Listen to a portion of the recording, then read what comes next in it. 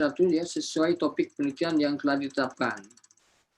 Nah, jadi harapannya itu nanti mengenali dulu masalahnya secara luas, ya. Kemudian bisa menetapkan masalah penelitian secara jelas dan tepat setelah membaca, kemudian melakukan semacam analisis, ya, sintesis, ya, kemudian evaluasi terhadap literatur yang mau kita jadikan kerangka landasan teoritis, ya. Ya. Nah, ada 3 yang menjadi keutamaan ketika kita nanti harapannya menyelesaikan membaca literatur itu ini, ya. Itu pertama, mengkaji dan menetapkan masalah penelitian itu merupakan hal yang sangat penting, ya. Kemudian ya berdasarkan literatur review khususnya, ya. Kemudian kedua, kita bisa mencari, ya, dan menemukan sumber data, ya. Ini yang juga tidak kalah pentingnya, ya, dalam konteks literatur review ini. Ya.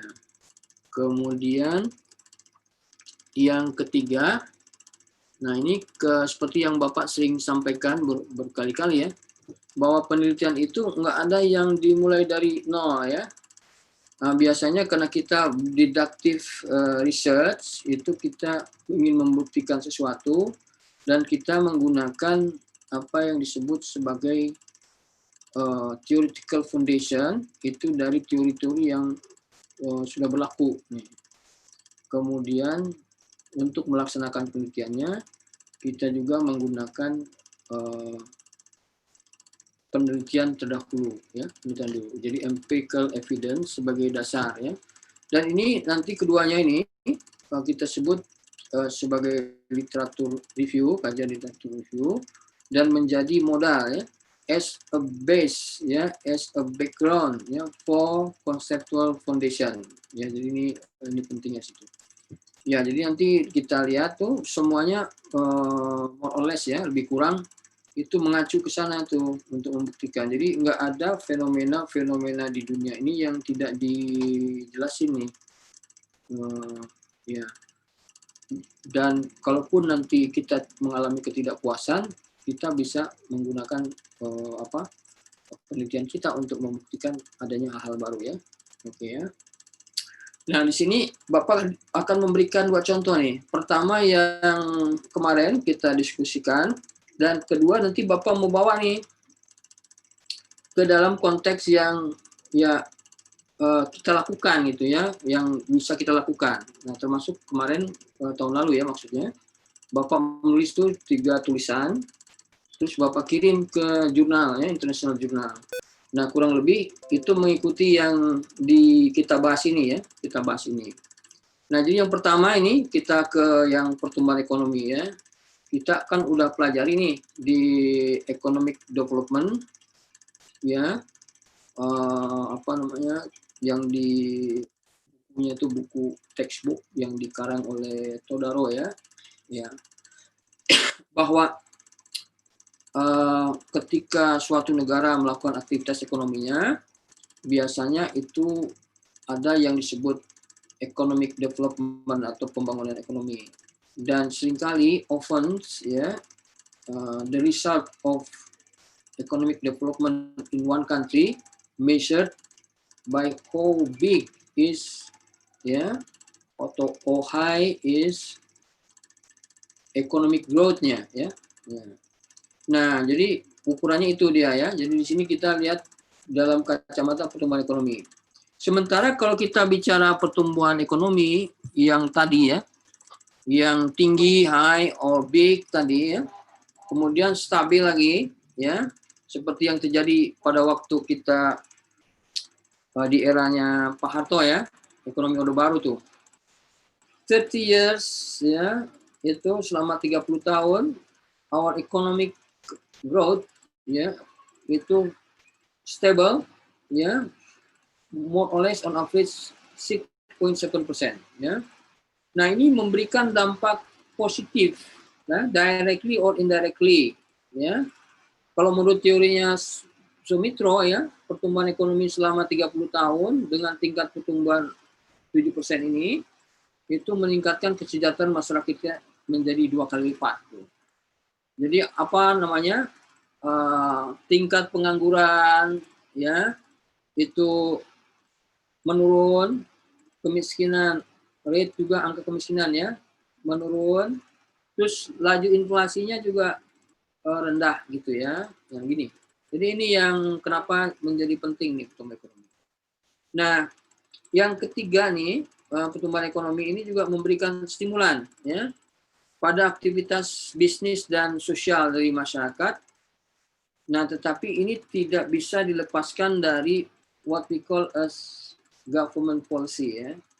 Jadi kebijakan pemerintah yang diterapkan ya, yang to realizing the economic growth will be attained ya, untuk mewujudkan tadi ya, ya to create ya economic growth yang ingin dicapai tadi ya. Ya, jadi ini penting ya. Nah, sekarang kan kita bicara nih ada yang dikasih merah-merah nih ya. Tingkat laju pertumbuhan ekonomi kenapa penting? Karena mengurangi tingkat pengangguran, mengurangi angka kemiskinan, menekan laju inflasi ya. Ya, gitu ya. Nah, tetapi ini tidak berasal dari komponen kebijakan. Jadi kita mau bicara nih sebetulnya apa sih kebijakan yang dilakukan oleh pemerintah untuk supaya laju pertumbuhan ekonomi itu besar ya, tinggi ya, dan stabil ya. Nah ini.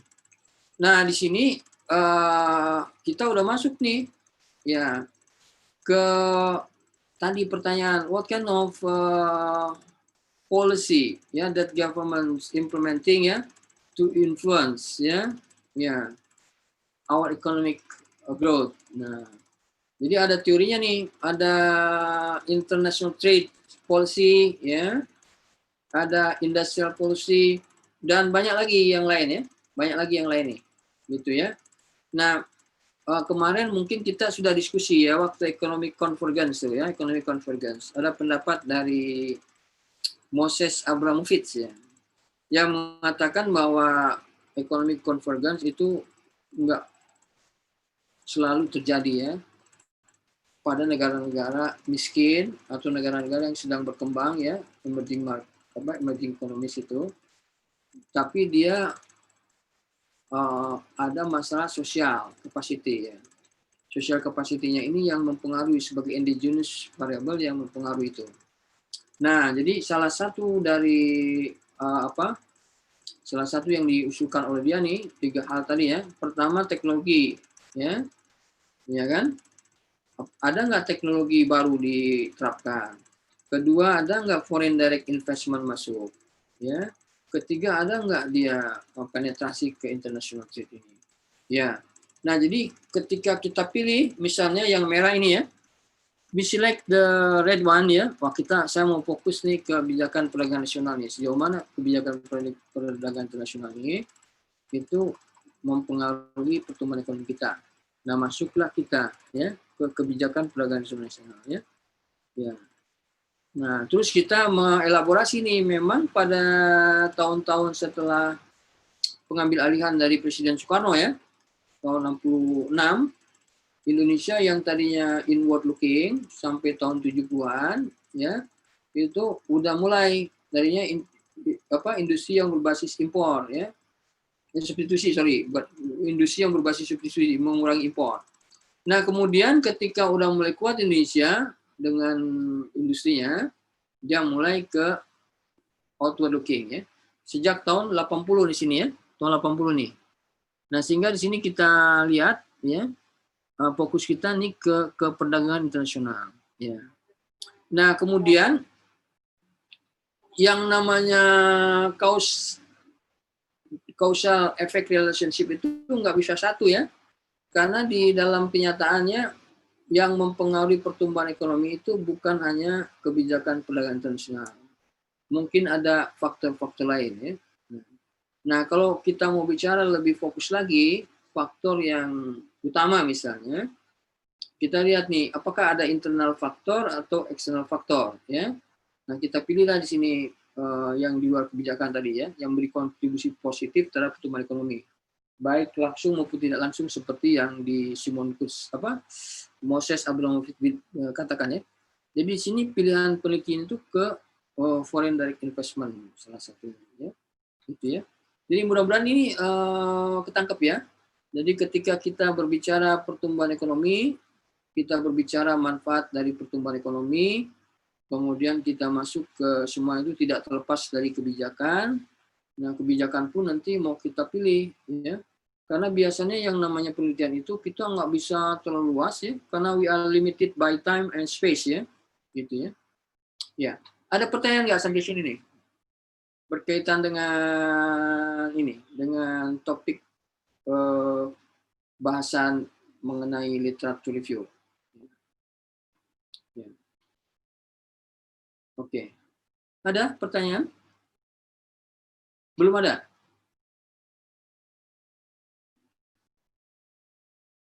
Terlalu cepat nggak Bapak?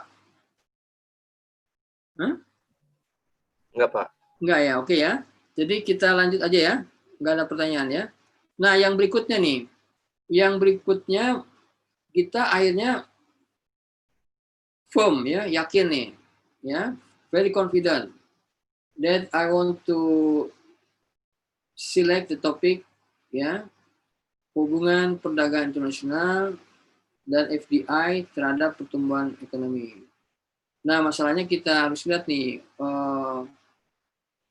what year of observation do we want to conduct the study? Ya kan? Tadi kita katakan after 1980s, ya, we are implementing outward looking policy, ya. Nah, tetapi kita bisa juga cover, ya, not only 1980s but before 1980, ya, so that we can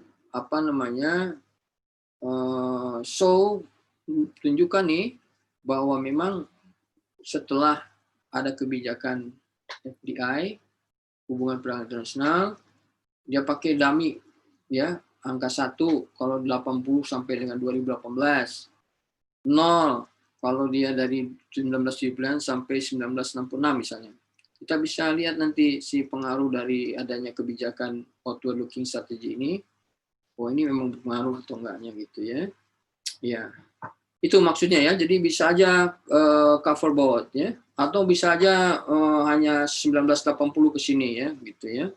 Kita mau lihat. Itu tergantung, is depend on our interest ya, to to discuss riset kita ya, penelitian kita. Nah, kemudian the next step itu kita harus tetapkan juga ya, what kind of statistical tools that we want to be applied ya, yang kita akan mau pakai ini, gunakan nih to analyze ya, untuk menguji atau melihat ya hubungan tersebut, causal relationship tadi ya. Nah, kalau kita concern dengan how strong our policy ya, atau international trade and foreign direct investment to economic growth, artinya kita mengukur faktor-faktor yang mempengaruhi. Nah, kita bisa pakai yang namanya multivariate analysis ya, gitu ya. Ya. Terus kalau kita we want to consider ya, kita juga mau memperkirakan tuh, memperhitungkan tuh, apakah ekonomi kita ini, economic growth-nya ini sama berkembangnya ketika kita melakukan kebijakan international trade, kemudian mengundang foreign direct investment with other neighbor countries ya, dengan tetangga-tetangga kita nih ya, Malaysia misalnya, Thailand ya kan, apalagi Philippines ya, Singapore ya, gitu ya. Ya, 6 Asian countries lah. Ya, yang dari awal. Itu artinya we will select panel data regression ya. Jadi regression of panel data regression ya. Nah, kita akan pilih nanti metode apa nih yang paling cocok ini ya terhadap analisis ini. Apakah dia common model ya, atau fixed effect model ya kan? Common effect model, fixed effect model atau random effect model ya gitu ya. Tapi kalau kita mau memforecast ya, kita punya series yang panjang and we want to forecast ya, atau to predict, yang kita bisa pakai vektor autoregressive FAIR ya, atau kita bisa pakai vektor error correction mechanism, tergantung tujuannya. Bahkan bisa pakai autoregressive distributive lag ya. Jadi kita nanti lihat dari apa namanya kekuatan sum sama kusumnya ini kalau di ARDL fit nggak apa model kita itu sebagai model untuk meramal ya.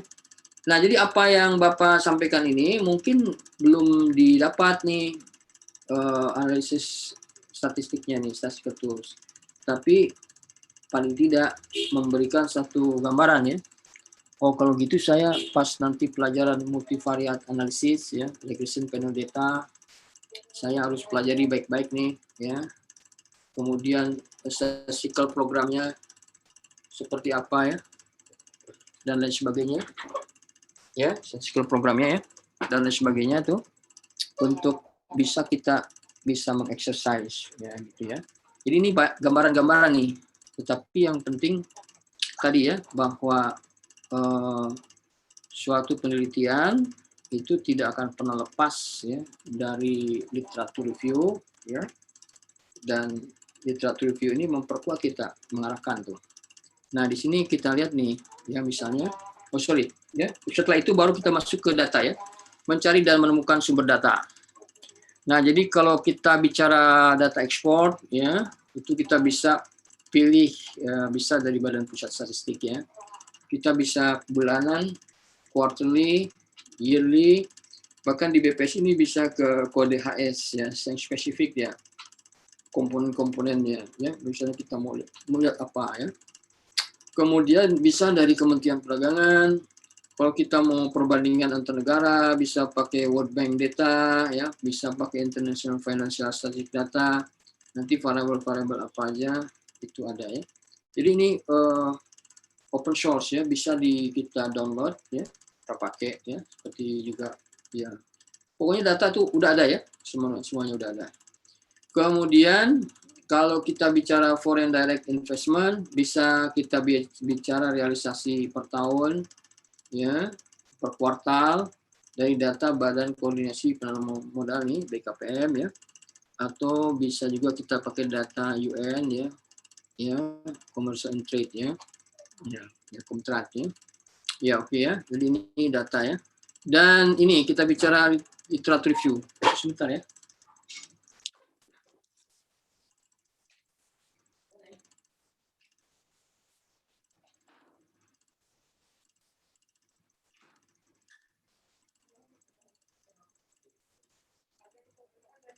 Oh iya.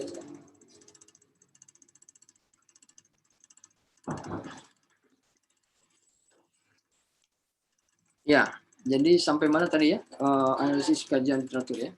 Nah, jadi ketika kita memperoleh tadi gambaran yang Bapak sebutkan ya sampai ke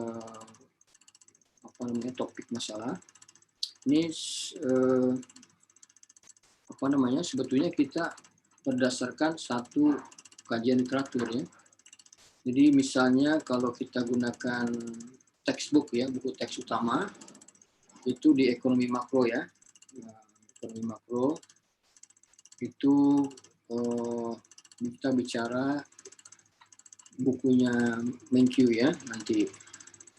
Kemudian kalau spesifik dia ke perdagangan ya, dan ya, sebagai engine of growth itu dari bukunya Dominic Salvatore ya. Dan mungkin ada lagi textbook yang relevan sesuai dengan topik penelitian kita, misalnya kalau kita mau lebih dalam ke foreign direct investment dan sebagainya. Nah, textbook ini biasanya masih theoretical ya, karena dia mengutip juga dari pandangan-pandangan pakar-pakar ekonomi ya. Yang lebih implementatif itu nanti kita peroleh dari empirical evidence ya, previous research ya. Jadi misalnya nih Bala Submariam itu dia pernah menulis ya dan melakukan analisis di 66 negara dan bersifat cross section. Dan ini engine of growth ini trade is engine of growth ini.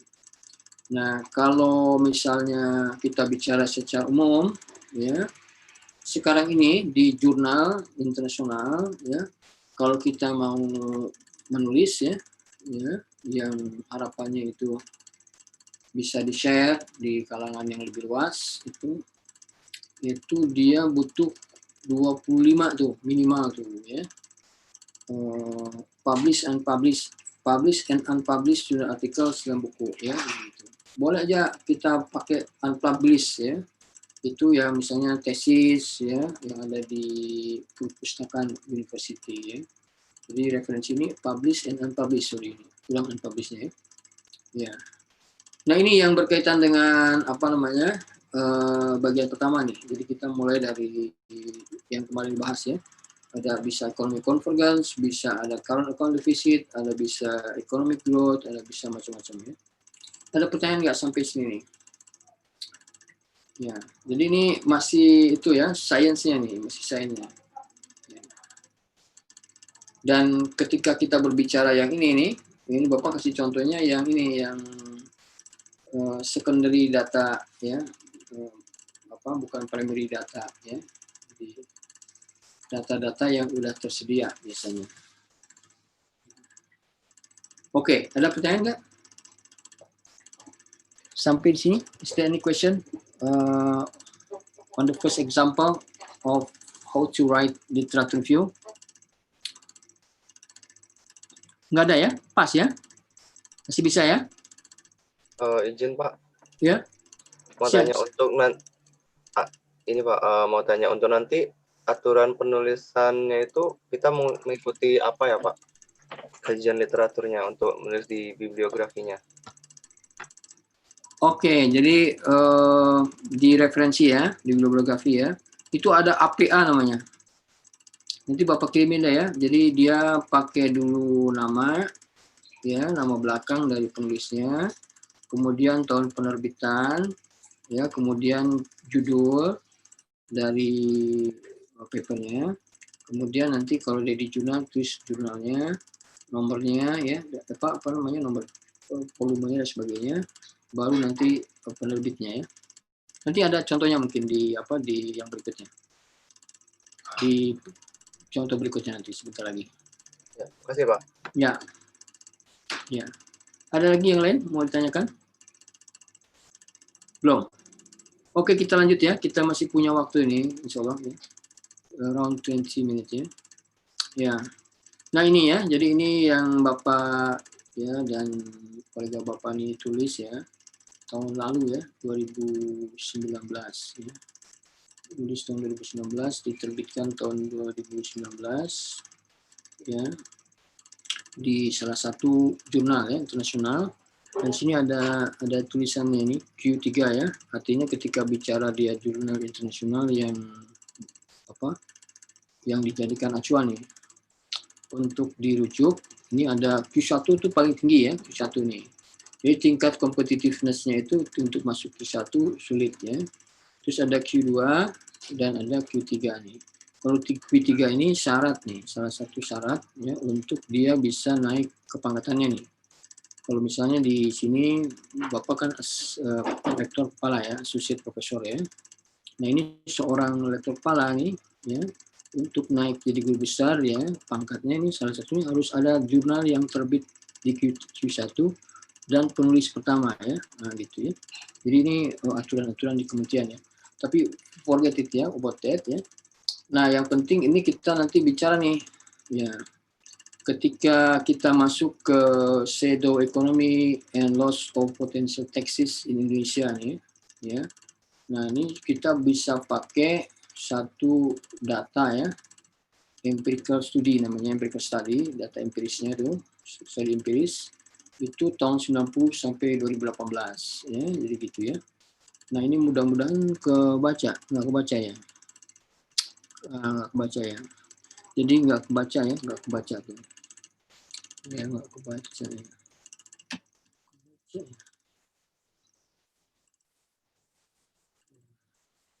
Bentar ya. Mungkin di sini.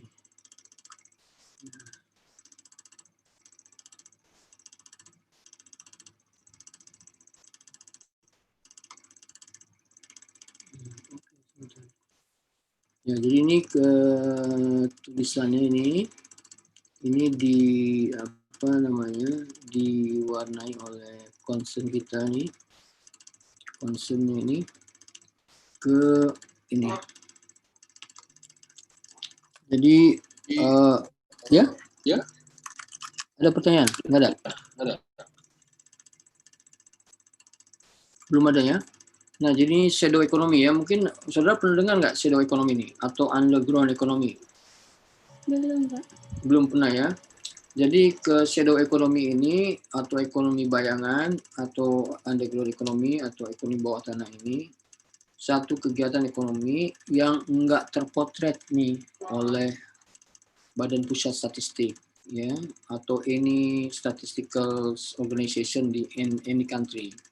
Ya, jadi ada kegiatan yang dia di luar kemampuan lembaga statistik untuk mencatat nih. Ya. Nah, kenapa itu bisa terjadi ya? Nah, misalnya itu ya.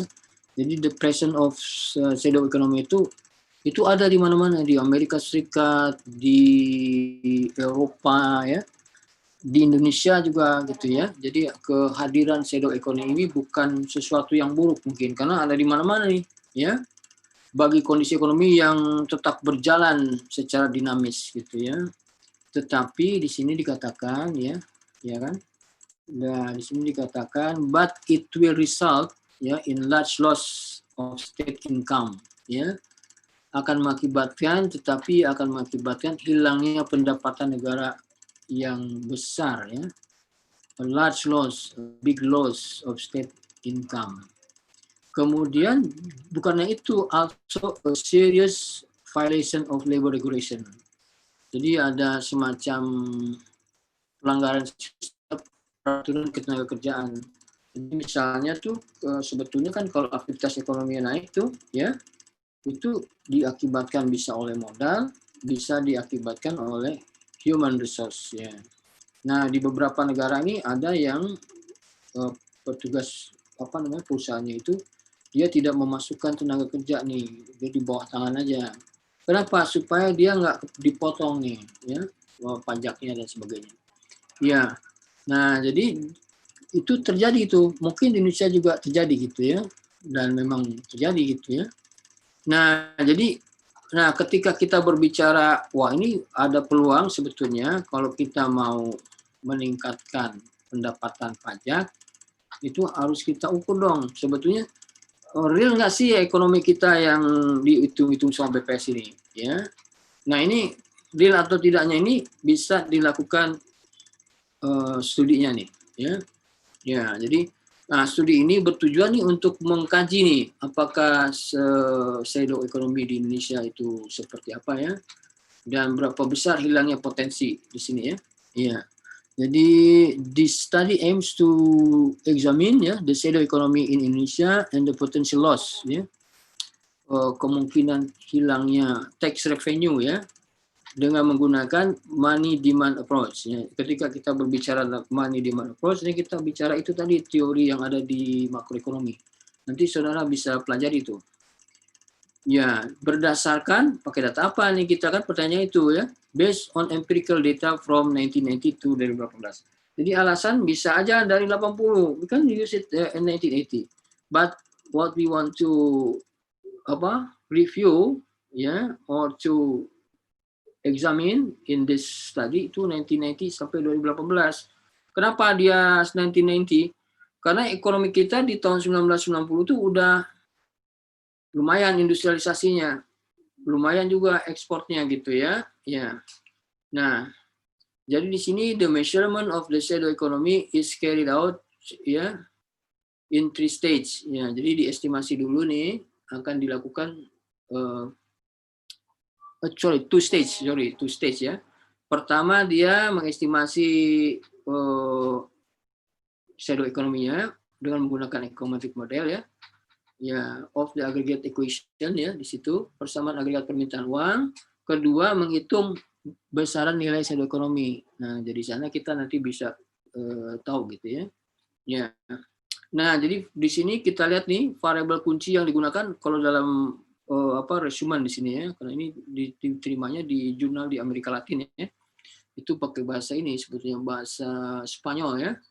Nah, di sini uang kartal ya sebagai apa namanya total money outside the banking system. Saudara udah pelajari ya uang kartal ya. Mungkin udah belajar belum? Di statistik yang pertama, bukan statistik, ekonomi, pengantar ekonomi ya.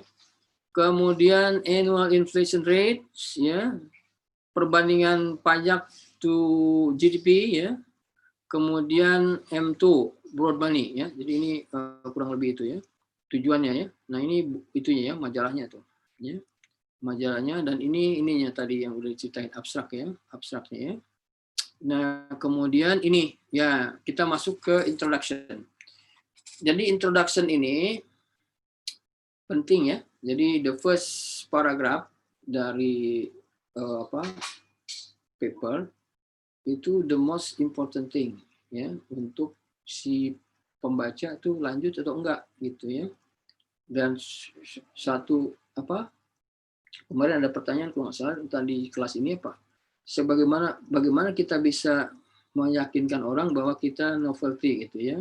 Kenapa? Bagaimana dia penting? Jangan-jangan kita udah merasa ini penting tapi itu tidak penting ya. Ya, jadi di sini makanya dipilihlah kata-kata yang weighty words ya istilahnya, kaulan takkil ya kalau bahasa Arabnya tuh. Perkataan berbobot nih perlu dikarang-karang tuh ya. Dan Bapak pelajari itu dari pembimbing Bapak dulu di Belanda ya, di Australia itu. Dia kan tembus terus tulisannya di jurnal tuh. Bapak pelajari itu dia. Oh, ternyata dia kalimat-kalimat awalnya ini bagus gitu ya. Ya Bapak nggak tahu lah ya. Nah, mudah-mudahan saudara lihat juga ini bagus gitu ya.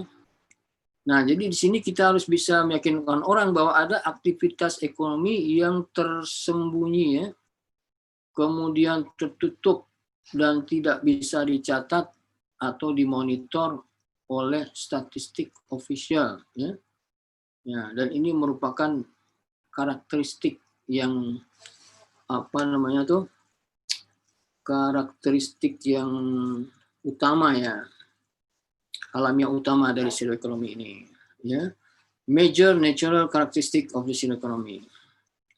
Nah, ketidaktersediaan ya statistik resmi ya untuk mengenai besaran shadow economy itu mengharuskan digunakannya pendekatan tidak langsung untuk mengestimasi ya magnitude nih besaran terjadinya shadow economy. Nah, jadi kalau kita bisa lihat besaran shadow economy tinggi, mestinya ada effort ya dari Ministry of Finance ya, Kementerian Keuangan ya, untuk melakukan tuh tadi upaya-upaya tuh. Ya. Ya, jadi yang kedua tuh dynamic movement, jadi pergerakan dinamis dari shadow economy dan peningkatan besarannya itu diwarnai juga oleh kompleksnya dan meningkatnya tuh coverage dari transaksi ekonomi itu ke level yang global ya, bukan lagi lokal ya. Jadi itu udah pastilah. Dan perusahaan ini nggak ada yang jujur ya.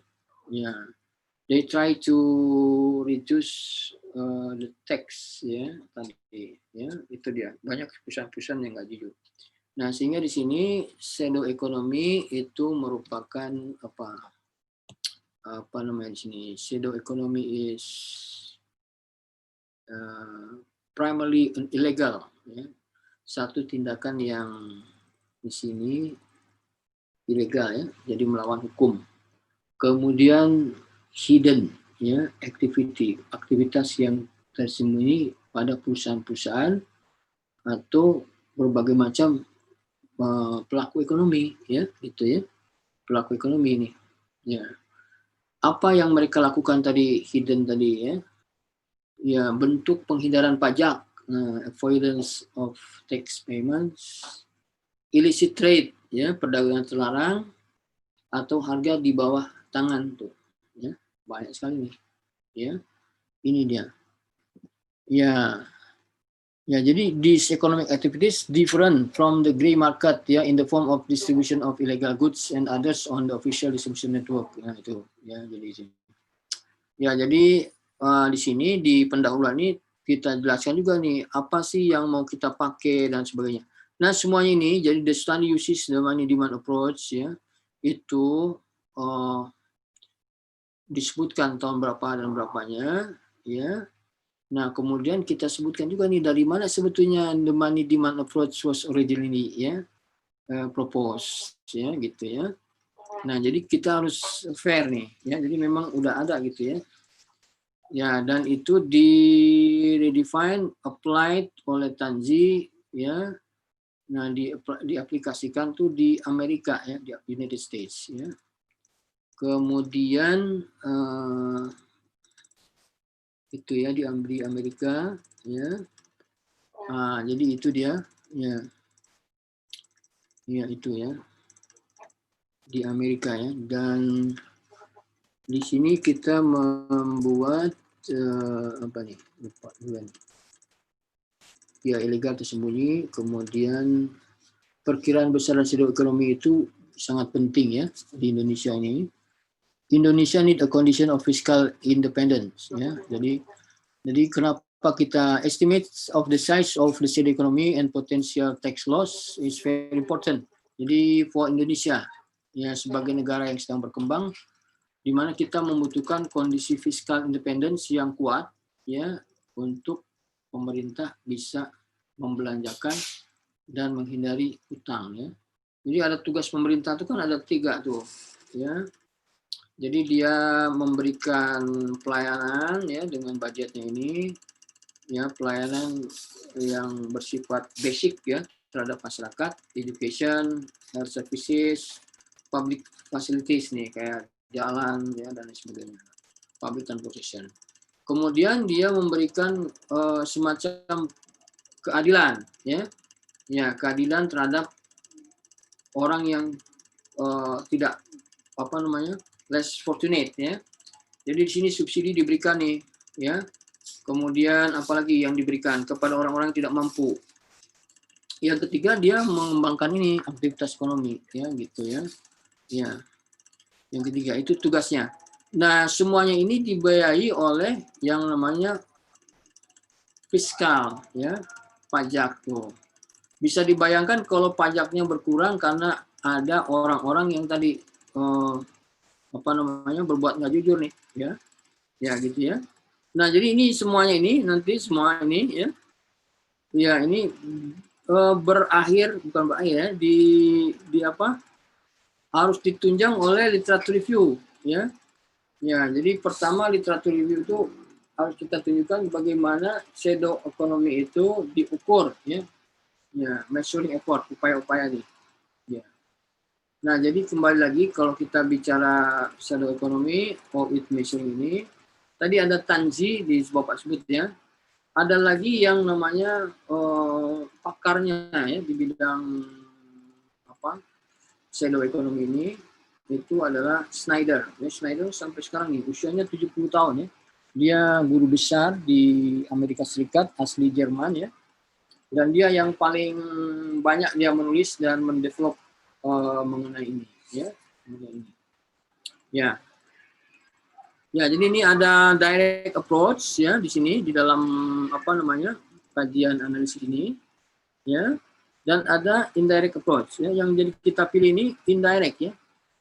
Indirect pun nanti dipilih lagi, ya. Indirect pun nanti dipilih lagi. Indirect yang ini, yang paling, ya, indirect yang ketiga, ya. Indirect yang ketiga, sorry. Ya, kita lihat nih. Jadi indirect pun nanti kita pilih indirect yang ketiga nih. Ya. Monetary approach, ya. Jadi ada berbagai macam pendekatan, ya.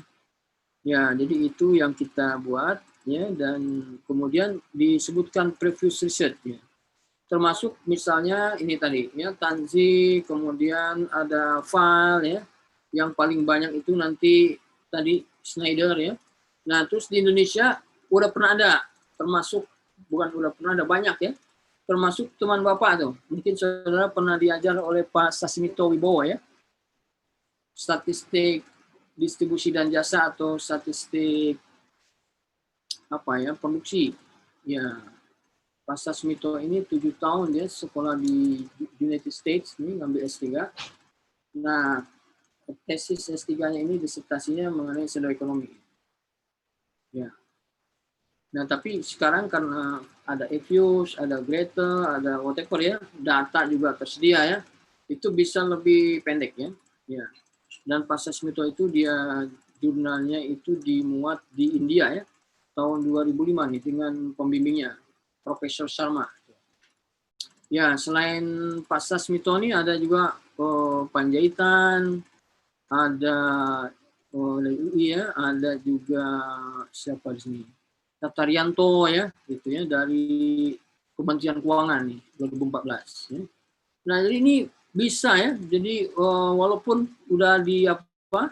Udah di apa namanya? Ditulis berkali-kali orang lain, kita bisa ya, bisa nih ya. Ya. Jadi ini tadi kembali Bapak katakan, Bapak melakukan penulisan ini dengan ini, dan kolega Bapak ini menggunakan indirect approach yang di-develop oleh Schneider nih. Ya, ya jadi gitu ya. Nah, jadi ini ada ini ya. Nah, jadi kembali lagi nih. Ya, hasilnya ya, oke ya. Nah, ini tadi yang pertanyaan dari siapa tadi? Referensinya ya. Nah, ini kita menggunakan APA ya. Ya, sistem APA. Jadi nama dulu, nama belakang, nama family ya, family name, kemudian first name and middle name, terus tahun, kemudian judul nih ya. Ini buku teks nih, Macroeconomics, terbitan Cambridge ya, MIT Press ya, kotanya dulu Cambridge, Massachusetts, MIT Press ya. Ini Kagan ya, ini artinya dia di Journal of Political Economy, disebutkan volumenya ya, nomor berapa ya, kemudian ini halamannya biasanya gitu ya, dan seterusnya nih ya, ya. Ya, jadi ini lebih dari 25 ya. Dan 25 itu ya artinya kalau satu tulisan ada yang 15 halaman gitu ya. Ya 375 ya. Ya, nggak banyak ya. Kita baca buku silat Cina, ada yang suka baca buku silat Cina nggak? 30 jilid itu satu hari selesai ya. Muhammad ya, Ibnu Haidar ya. Orang Banten biasanya senang silat tuh, dia baca silat Cina tuh untuk imajinasi tuh. Lebih cepat tamat dibanding baca Quran. Jadi baca Koping Ho tuh, wah nanti dia ingin terusannya lagi nih. Kebetulan nih jagoannya ini masuk ke dalam jurang katanya ya, diperkirakan mati ya. Taunya dia nemukan apel ya, apelnya itu dia apel yang bisa untuk memperpanjang usia dan menambah tenaga dalam ya, nggak keluar lagi dari itu. Nah, gitu ya. Nah ini sama nih ya, ini referensinya lebih dari 25 Bapak kira ya. Ya, lebih dari 25 ya. Ya, ya ada yang mau tanya nggak sampai sini? Ini Sri Yulianti Asdianti Samudra, Underground Ekonomi in Indonesia 2016. Buletin Ekonomi Moneter dan Perbankan ya. Ya, Pozo, tidak ada masalah ya, jadi nggak masalah tuh. Jadi nggak masalah ya ini ya, itu cepat juga tuh. Ya.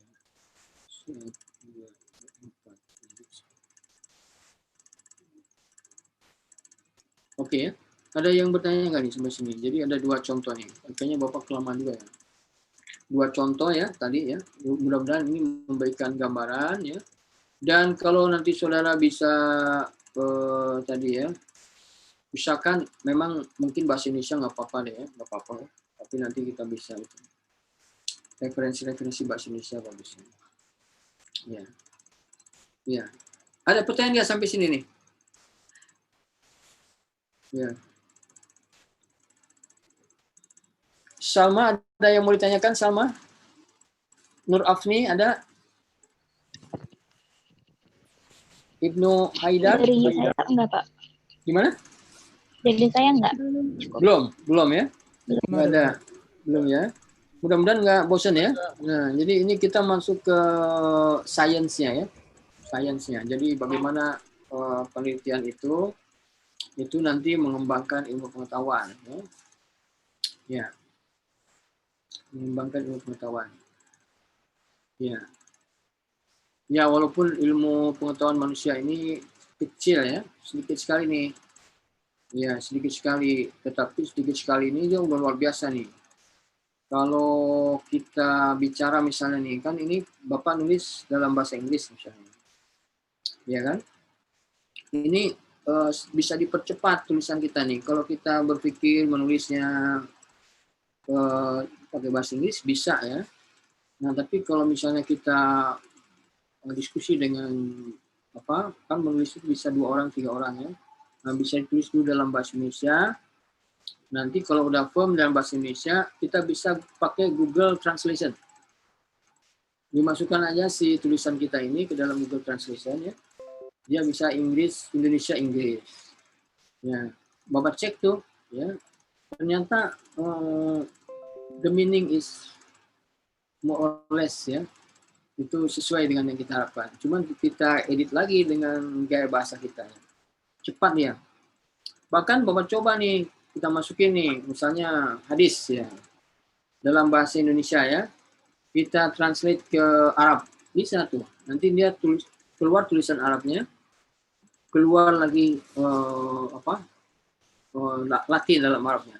Dan kita bisa tekan itu, soundnya tuh. Nanti ada keluar. Jadi itu kan ilmu pengetahuan tuh ya, bagaimana kita menyerahkan kepada mesin tuh ya, dan seluruh dunia ya dalam waktu yang sama tuh, dia bisa melayani itu ilmu pengetahuan tuh. Walaupun menurut Nabi Khidir ya, Nabi Khidir ini yang nabinya ilmu pengetahuan tuh, dia mengatakan sama Nabi Musa ya, ketika dia naik perahu itu ada burung pipit ya. Burung pipit tuh, sparrow ya. Dia minum air laut 1 teguk ya, terus 1 teguk lagi. Nah, Nabi itu bilang sama Nabi Musa, ya Musa katanya. Ya, the science, the knowledge that we have, ya compare the knowledge that Allah has, ya. Itu seperti burung pipit tuh. Bisa dibayangin tuh. Burung pipit yang kecil minum air laut, berapa besar sih tetesan airnya tuh? Itulah perbandingan ilmu manusia dengan ilmu Allah, keterbatasan. Tapi kita lihat tuh udah hebat tuh ilmu sekarang ya, teknologi informasi nih, ya kan?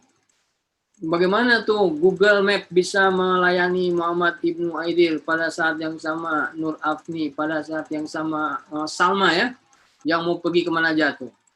Nah itu ya luar biasa kan? Ya, tapi maksudnya jangan ada kesombongan tuh dalam diri kita. Karena kita nggak ada apa-apa yang dibandingkan dengan yang Maha Kuasa. Nah, metode riset inilah yang membuat ilmu itu terus menerus. Jadi kita pelajari sains dulu. Ya. Gimana? Ada pertanyaan nggak sampai sini nih? Belum ada ya? Belum ada ya? Kalau belum ada, nanti ya? Enggak, Pak. Ya. Belum ya. Jadi sesuai aturan STS nih, we cannot stay more than 90 minutes ya. So we should follow the regulation from our institution.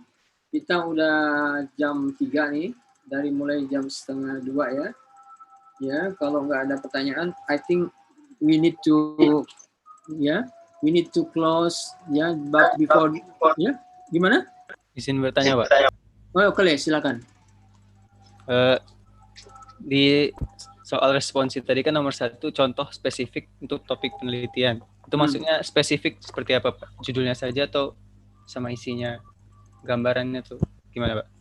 Kan ada definisi penelitian maksudnya? Atau yang nomor 2? Berikan contoh spesifik untuk topik penelitian. Nah ya, topik penelitian maksudnya yang saudara ketahui ya? Itu disebut yang ketahui ya? Iya. Nah, ini kain aja. Jadi misalnya ketika kita berbicara definisi penelitian kan memberikan solusi ya kan? Terhadap permasalahan. Jadi kalau topiknya apa, kira-kira masalahnya apa dan apa-apa gitu ya. Oh iya, Kak. Ya, gitu ya. Terus manfaat literatur review untuk itu apa gitu ya, ada ya. Oke. Terima Ya, kasih, Pak. please feel free aja nulis ya. Ya, silakan tulis ya. Ya.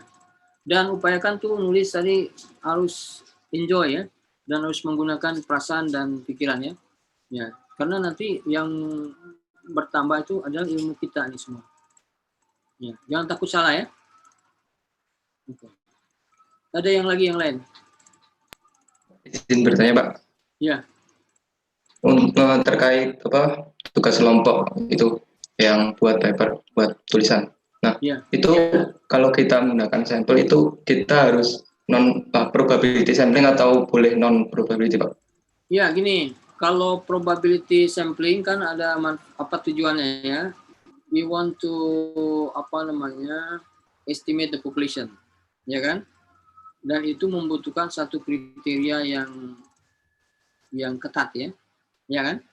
Harus tahu populasinya dan sebagainya. Tetapi dalam konteks kita ini lebih banyak ke dalam konteks kecil aja. Jadi ketika kita berbicara populasinya itu misalnya di sentra, katakanlah kalau kita bicara dampak usaha kecil di sentra itu, kita bisa melakukan sampel di situ atau kita bisa take all ya, dan menggambarkan kondisi yang sesungguhnya gitu ya. Kalau kita bicara mahasiswa STS, baru kita bicara populasi ya kan? Mahasiswa STS yang dijadikan penelitian ini, misalnya ya, tingkat 3 tahun ketiga semester ketiga kan? Semester ketiga ada sebanyak 500 orang misalnya. Kalau kebanyakan kan susah juga ya. Barulah diambil sampel ya, dipilihlah dari tiap kelas tuh. Ya kan gitu ya. Nah, itu namanya sampel ya, dan itu mengestimasi kelas 2 sebenarnya di semester 3 ya gitu ya. Ya kan? Jelas nggak kira-kira? Jadi is depend ya. Jadi kita bisa mendefine populasinya itu untuk kegiatan ekstrakurikuler adalah mahasiswa yang tingkat 2 ya. Dan yang ditanya adalah semester 3-nya aja aktivitasnya. Itulah populasi juga, populasi mahasiswa tingkat 2 di Sekolah Tinggi Ilmu Statistik. Nah, kita ambil sampel. Jadi merefleksikan prestasi akademis dan ekstrakurikuler dalam kaitannya dengan subjek mahasiswa tingkat 2. Gimana? Seperti ya.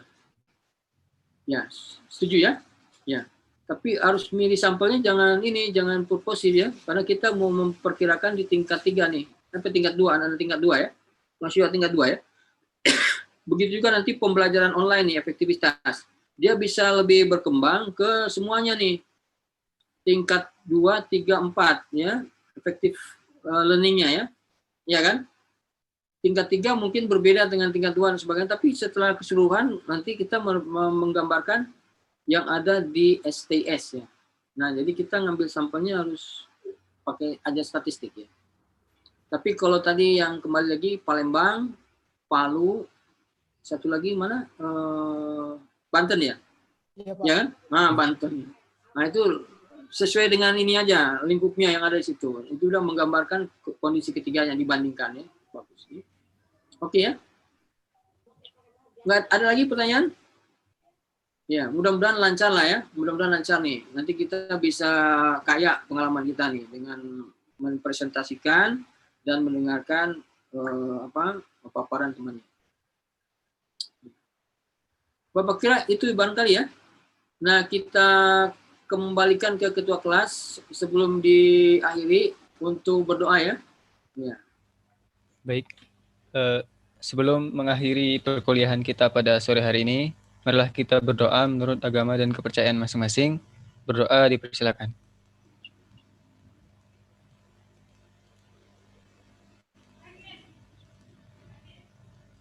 Berdoa selesai.